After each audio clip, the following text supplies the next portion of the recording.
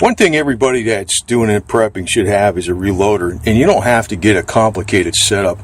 This is a cheap setup, but you don't need to even get what I got here. This is a Lee reloader, this is a progressive reloader. It's not really a high quality one, but a lot of times I just use this single stage when I was doing a lot of reloading. And what I'll do is I'll knock out all the primers on, say, 500 rounds, put them in a tumbler. And this thing, like, you want to have, this has media in it that when you turn it on, I don't know if it's going to work or not, but it's probably not plugged in. No, it's not plugged in. But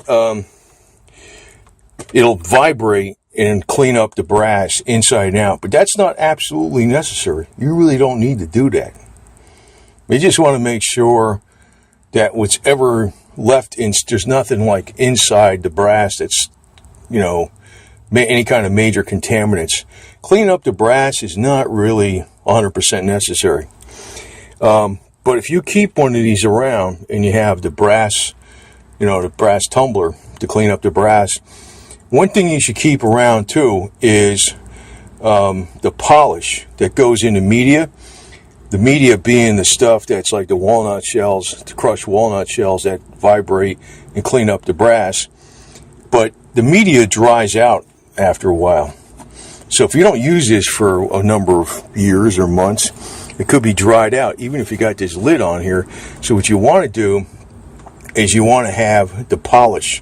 So you can add some polish to it, then the media works fine. And dirty media works pretty long, even if you just keep adding some polish to it. It still works. It gets the main, it doesn't have to be 100% perfect. This you can get away with pretty much anything, the single stage, because as long as you have a scale, and I'm not showing the scale here, you can use the little scoops to measure out the powder. And as long as you measure your charge, and you have, whatever it's supposed to be. For instance, I don't know, a typical load I use in a 45 ACP is a 4.9 grains of Winchester 231. So if you get a pound of powder at 7,000 grains, that's like 1,400 rounds of ammo you can get for out of a pound of powder. And if you're doing 9 mil, it's kind of weird because the 9 mil particular bullet rates I was using in a 230 grain 45 caliber in the 45 both use 4.9 grains of Winchester 231. I like keeping it simple. I just use Hodgdon 335 rifle powder and Winchester 231 for pistol. Pretty much covered everything, because you can even use Winchester 231 for the magnums.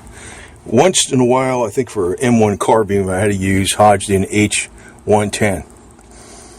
But you can get away with 2 powders for just about everything. I mean, it's not the perfect solution, but it's simpler. You do not need a progressive press.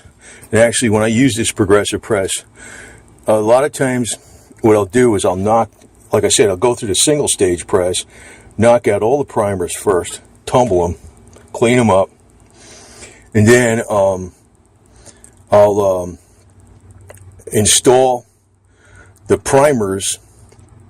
I'll size the brass on here, and then I'll install the primers on this thing. And then I'll put the charge and seat the bullets, the actual, projectiles with this thing. This knocks out this thing actually knocks out the primers and sizes it. This actually seats the bullet, and it's actually in this order. You do this one, you seat, you knock out the primer, size it, you put the charge in there, your powder, and then it goes to, you seat the bullet cap, and the primers are fed into here. But actually, to tell you the truth, I usually use this like a single stage most of the time. And when I put the powder in here, especially on the pistol powder, like a double charge on a rifle powder, you'll know, because if you accidentally did a double charge, say you short stroked this thing and it didn't turn that plate down there in the bottom, you short stroked it or something, and you put a double charge in it. With a rifle, it'll be overflowing. With a pistol, You can have this big long piece of brass, and you could fill it up with powder, and that gun will just blow up, man. You don't want to be screwing up with that. So what I do is I'll do everything in stages. I'll knock out all the primers, clean all the brass, say on 500 rounds, then size them, put all the primers in there, size them and put all the primers in there, and then I'll do all the powders, and then I'll look down there with a light on all the powders and make sure they're all the same height, just to make sure I don't have a double charge. Then I'll go ahead and seat all the bullets, the actual projectiles, the bullet and being not the loaded ammunition, but the projectile. Now, you can use projectiles like this. These are actually not bad. Semi-wide cutters. You don't need to use any kind of like hollow points or nothing. To tell you the truth, semi-wide cutters, this is just a hard cast bullet with a gas ring on it. These are very cheap. And they're not, unlike they still fly pretty good because, they're a little bit aerodynamic. They're not like wad cutters where they're just cylinders. Wad cutters are mainly for targets that they make a clean hole. But these actually are pretty good because when they hit a target, they go like that. It's not, they don't make like they do more damage than a round nose. So these aren't too bad, but they're dirt cheap. You can get a slew of these for like, really nothing. I mean, here's 500 rounds in that damn thing, right? They're very cheap since they're not, copper clad.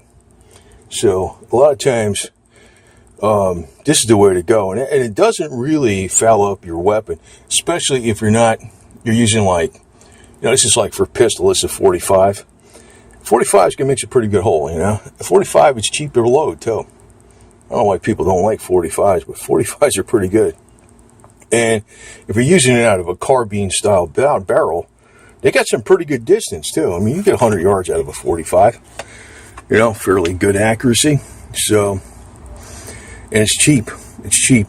When you're reloading 45, because it's about as cheap to load it. See, with 9mm, you will use small pistol primers, not small magnum, small pistol primers, not small magnum pistol primers. They got magnum pistol primers and regular. And at 45, you use large pistol primers. So you use the large pistol primers in a 45. It's all about the same cost as a 9mm, and it's got more oomph to it. The only disadvantage is it's probably like twice the weight to carry if you're going someplace, humping out in and out someplace. But if you're not, 45 is better. So, but getting a reload, I got all these different calibers, like the 308, the 30-06, or the 308's at 7.62 by 39. I never reloaded the 7.62 by 39 because I use that steel stuff, the steel case, cheap ammo. It's so cheap that you're probably better off not even reloading it. But I do have the all the stuff for it, to reload it, because you got to get each one of these. You got to change these plates out depending on your brass. Of course, I got it for the 223, the 38 Special, the 357 Magnum. I got one for the M1 carbine, 44 Magnum. I don't know. Maybe there's some other junk I got too. I think I got for the 32 S&W too. I don't have one for the 50 cal. If you go for reloading a 50 cal BMG, you got to get a big press, man. It's like huge. But probably worth it if you're going to be shooting that thing a little bit, because I was thinking maybe you could drop it down to $1 a round or something. But as far as as far as what you can do with this thing, you can pretty much do anything. And you do not really need this. You can just get this single stage, but you got to have, the stuff to knock out the primers, size the brass. You need a scale. You need a scale even if you got this. Like they'll tell you, like you use these plates, and you turn it around, and it should be this amount of powder, but you want to weigh that powder anyway. And a lot of times you want to watch when you're choosing your powder some powders don't flow in this thing as well as you would ideally expect. Some powders are coarser, and that's why I don't like using the progressive press, like all, knocking out the, sizing the brass, putting the primer in there, putting a charge in the powder, and then seating the bullet all in this step like that. I usually do it one stage at a time, because you don't want to screw up or reloading. That's why you can get away with a single stage. Now, if you're going to use this, a progressive press, I would recommend getting something better than a Lee brand. I found out this Lee brand is okay. It works. I used it gazillions of times, but it's not up to the standards of some of the other stuff. But then again, you're paying a lot more money. You can do everything with this single stage Lee. The single stage Lee is fine. And the other thing is, make sure you keep this lubed up here, because it does make it a lot easier, because, make sure you buy and you have extra of brass lube, because you cannot size the brass without having a lube on there. There's a special lube, and you got to put a little bit in the mouth, actually, too, when you size the brass. Now, you can actually, if you just got like a bolt action, like a 308, 7.62 by 5.1, you can size the brass by just sizing the mouth of the brass only, without doing a full case sizing. It actually makes your brass last a lot longer. And you can not clean the brass up. You can just knock out the primer, put a new primer in there, put a new charge in there, like new powder, whatever, H335. That's pretty good stuff. Hodgdon 335. And, whatever, I forgot what the amount, I think I know what you remember what it was for 223, but I forgot what it was for 7.62 by 51, the 308 round. And you can load your 180 grain projectile, and you can do all that with just this, and using that little scoop, to scoop out the powder. And just as long as you weigh that charge, and you keep weighing that charge every once in a while to make sure it doesn't change. And, if you take one scoop, it's a level scoop. You weigh it on a scale, make sure it's the right amount of grains. And, it's probably good to err a little on the low side, but you don't need to do a full resizing of the brass for a bolt action, because the bolt, especially when you're using the same rifle, and your brass will last much, much, much longer. There's a lot of advantages to a bolt action, because, you fire a round, it doesn't eject, and you can, say you're firing it at a deer or something like that, or a wild boar, and you shoot the deer, and then you don't, you got it. It's one shot, one kill, whatever it is. You got your food for the week or whatever. You don't have to eject. The round isn't going to eject someplace in the leaves or the mud or something and lose it. You'll have that brass. That's another good thing. And I think you can probably reload brass probably like three times as much when you're not doing a full case size. There's advantages to bolt actions that people don't think of, besides, the other advantages of reliability, but, also reloading advantages. Now, if you're going from one bolt action to another bolt action, you're going to have a problem. But if it's the same bolt action, you can just resize the case mouth. That brass, probably instead of reloading it 3 times, you probably reload it 6, 7 times, 8 times, 10 times. That's how much more it'll last. But I would highly recommend getting something like this. I do like this progressive press, but I don't use it. It's convenient. It's more convenient than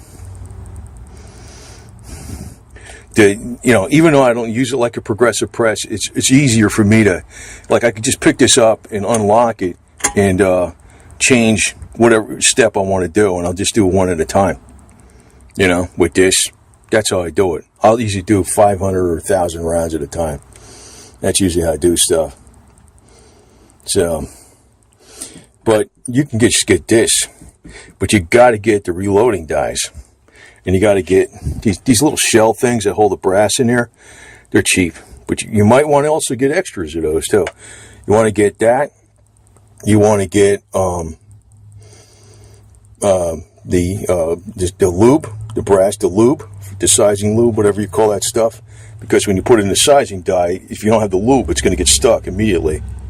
You definitely need that. You want to get the powder. You want to get primers. And like I said, I only use Hodgdon H.335 for all the rifle ammo, and I use Winchester 231 for all the pistols. I mean, it's probably better to use Hodgdon 110 Magnum powder for 44 Magnums and 357s, but you can use Winchester 231. They got loads for them. So the Winchester 231 works with the 38 Special, the 32 S&W, the 357, the 44 Magnum, 45 ACP, the 9mm. If you got a 380, I don't have a 380. I'm going to probably get. I got enough guns, but I started thinking I'm going to probably get some 22 pistols, like a 22 Magnum revolver, 10-shot, probably, and 22 long rifle pistol, 10-shot revolver, not an automatic, not a semi-automatic, because they're so simple. I'm going to probably get some more wheel guns, and because there's no magazines. I mean, there's definitely advantages of having a semi-automatic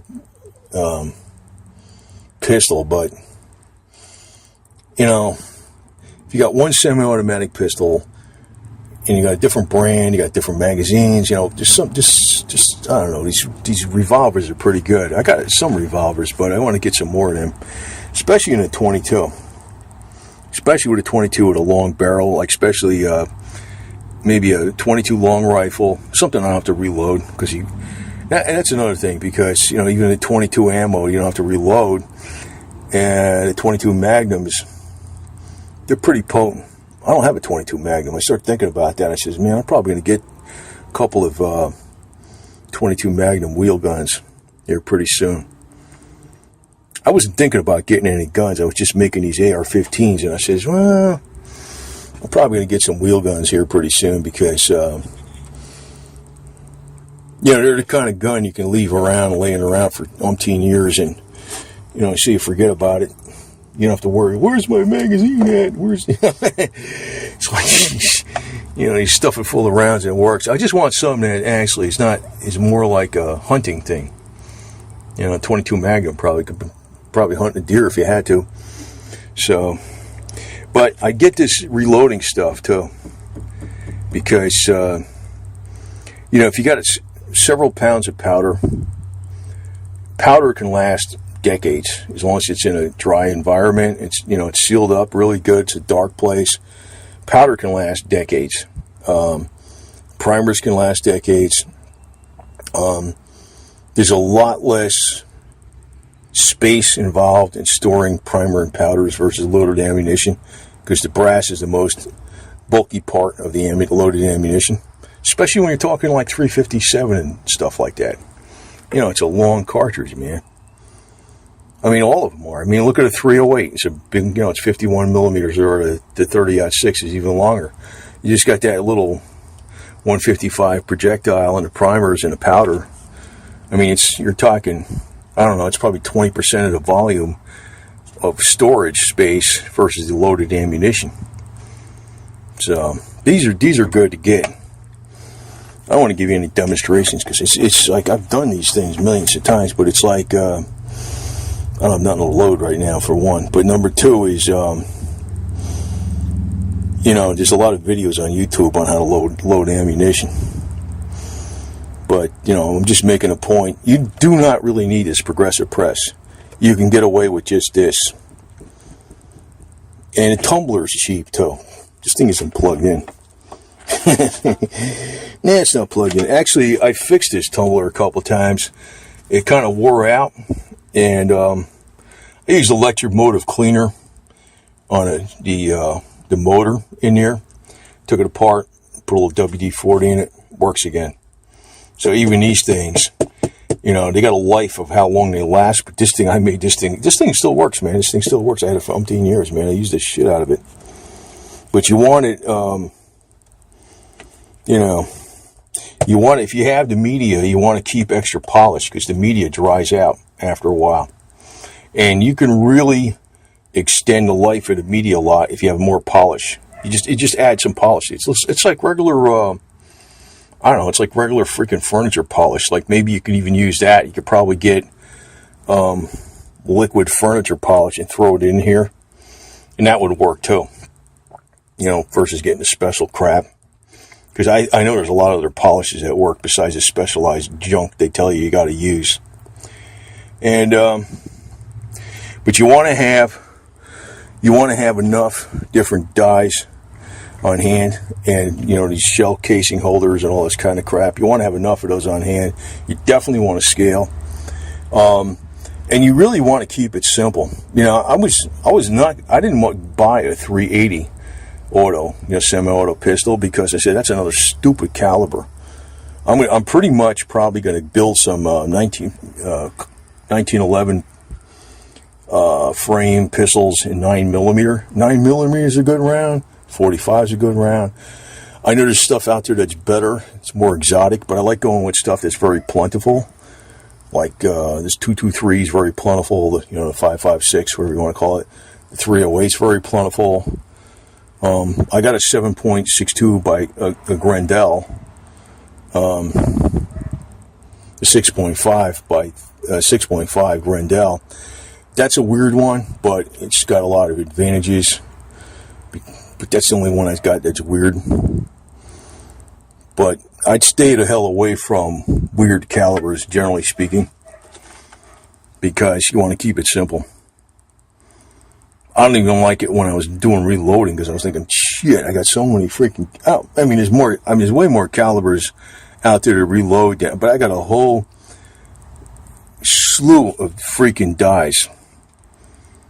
And that's why I don't really load stuff till I get about 500 or 1,000 pieces of brass to do. It ain't worth it to do freaking 10 or 20. No way in hell. No way in hell. But I'm very careful. That's why I use the single stage. I look and examine every single time. You do not want to screw up when you're reloading. You want to make sure that primer's in there good all the way. You want to make sure everything's good. I do not like using a progressive press. I use it like a single stage. I'll just, unsnap this thing, pull it out, and, do it like that, and do the next operation. And I'll say, okay, I do that next, right? And I'll do this part.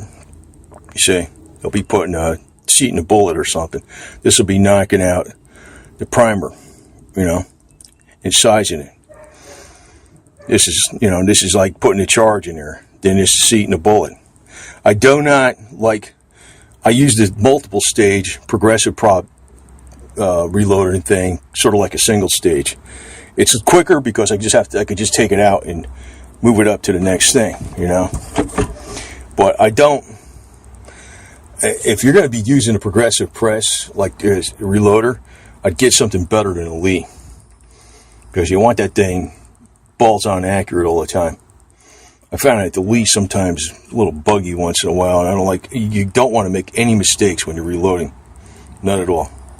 But it's very smart to have this. Very smart.